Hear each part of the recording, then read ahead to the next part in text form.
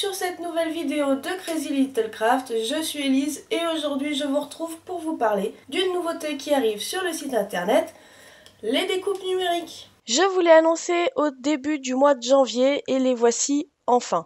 Vous pouvez les retrouver dès aujourd'hui sur la boutique dans un nouvel onglet du menu qui s'appelle Découpes. Les découpes numériques correspondent parfaitement aux planches de tampons Crazy Little Craft. Pour trouver facilement le ou les modèles qui vous intéressent, vous pouvez vous aider des filtres de la colonne de gauche qui reprend les thèmes de chaque produit Crazy. Par exemple, dans le filtre thème masculin, vous retrouverez les planches l'homme et typiquement masculin.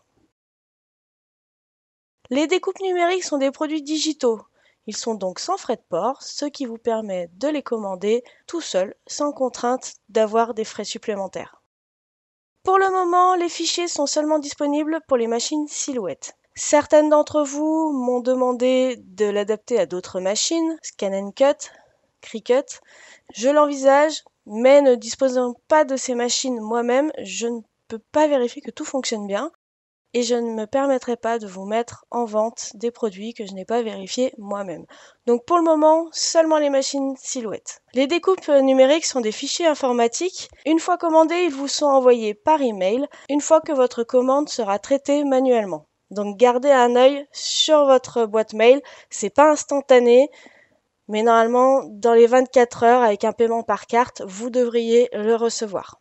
Bon, et si on passait un peu à la pratique maintenant? Vous venez de recevoir le mail contenant le fichier et bien sûr vous l'avez enregistré dans le dossier de votre choix sur votre ordinateur.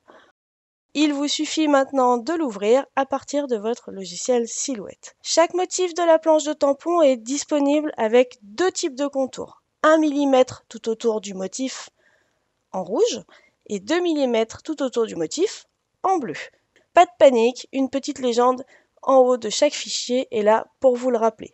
Une petite astuce pour ne pas risquer de déformer ou de perdre votre fichier d'origine. Pensez à l'enregistrer dans la bibliothèque de votre logiciel Silhouette. Comme ça, vous n'aurez aucun risque de perdre les motifs après un enregistrement malheureux. Si ça devait arriver, vous pouvez toujours récupérer le fichier d'origine sur le mail que je vous ai envoyé. Si vous avez une silhouette depuis longtemps, je suis sûre que vous saurez facilement utiliser les motifs présents. Mais pour celles et ceux qui débuteraient, on va quand même faire un petit exemple pour une découpe simple et après je vous montrerai quelque chose d'un petit peu plus élaboré. Pour une découpe simple, une fois que mon fichier est ouvert, je viens récupérer le contour du tampon qui m'intéresse. Chaque forme étant spécifique, on s'y retrouve assez facilement. Sinon, comme vous le voyez ici, les cas des nœuds papillons, je vous ai spécifié de quel motif il s'agissait par écrit. Donc ici, on va travailler avec la citation. Je mets de côté tous mes contours. Je les enlève du plan de travail. Puis je vais prendre celui de la citation qui m'intéresse. Je choisis le contour rouge pour avoir un petit contour de 1 mm tout autour de mon tamponnage. Et celui-ci, je le place sur mon plan de travail. Et voilà, c'est prêt à être découpé.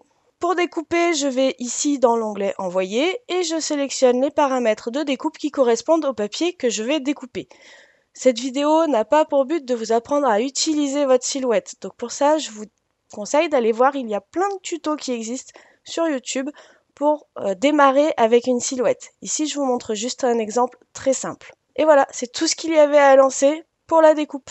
Bien sûr, vous pouvez découper plusieurs motifs en même temps sur votre papier. Il vous suffit simplement de mettre plusieurs des contours, plusieurs des motifs de découpe sur votre plan de travail. On va passer maintenant à une découpe un petit peu plus personnalisée, un petit peu plus poussée.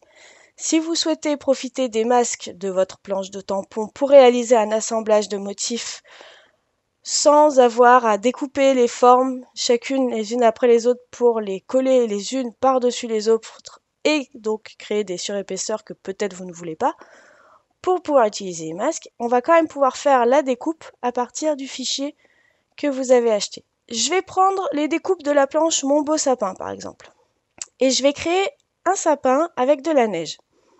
Je prends les différents motifs dont j'ai besoin et je vais composer mon futur motif.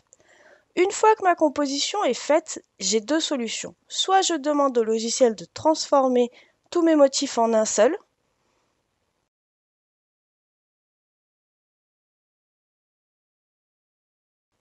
soit quand je serai sur l'étape pour envoyer la découpe, je lui demanderai de me découper que les contours.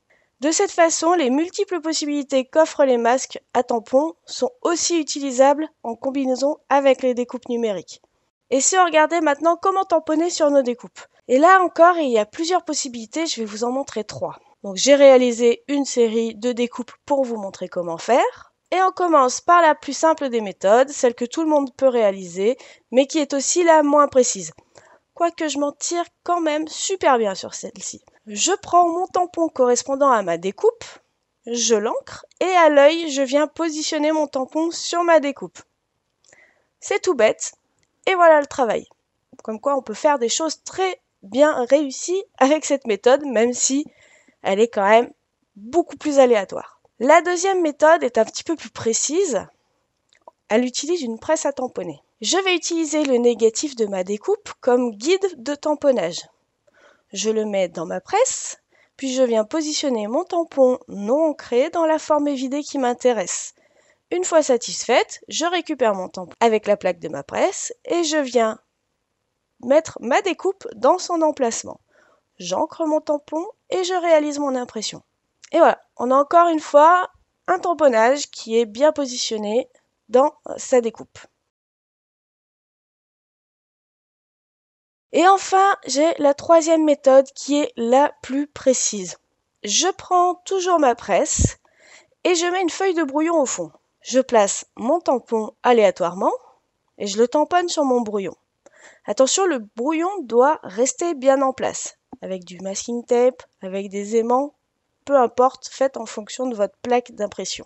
Ensuite, je prends le négatif de découpe, comme tout à l'heure, et je le positionne par rapport à mon brouillon. Je vais utiliser l'espace évidé de mon négatif de découpe pour me positionner parfaitement avec le motif à l'intérieur. Je fixe le négatif et je pose dans la partie évidée ma découpe. Je n'ai plus qu'à tamponner encore une fois, et là, le tamponnage sera parfaitement positionné.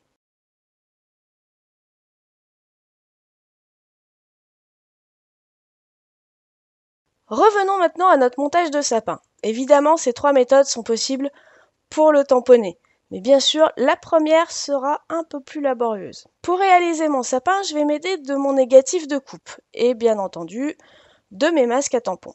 Il faut tamponner dans le bon ordre. Ce que l'on voit au premier plan se tamponne en premier. Ici, je vais tamponner la neige en m'aidant de mon négatif. Puis je viens masquer mes tamponnages. Ensuite, je place le triangle du sapin et je tamponne et je masque à nouveau. Et enfin, je prends le tronc, je le positionne et je tamponne. Et bien voilà, ma composition de sapin est réalisée sur une seule et même forme découpée. Évidemment, il existe des tas de possibilités à chacune des étapes que je vous ai présentées. À vous de les découvrir et de trouver votre façon d'utiliser les découpes numériques.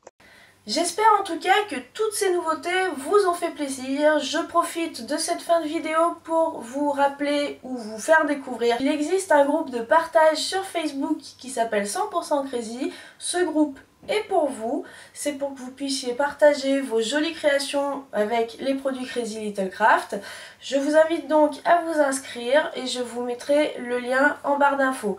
Bien entendu, même si vous n'êtes pas cliente Crazy Little Craft, vous pouvez toujours vous inscrire pour venir voir ce qui est fait avec les produits de la marque. Je vous souhaite une très belle journée. Je vous dis à très bientôt pour de nouvelles vidéos. Bye!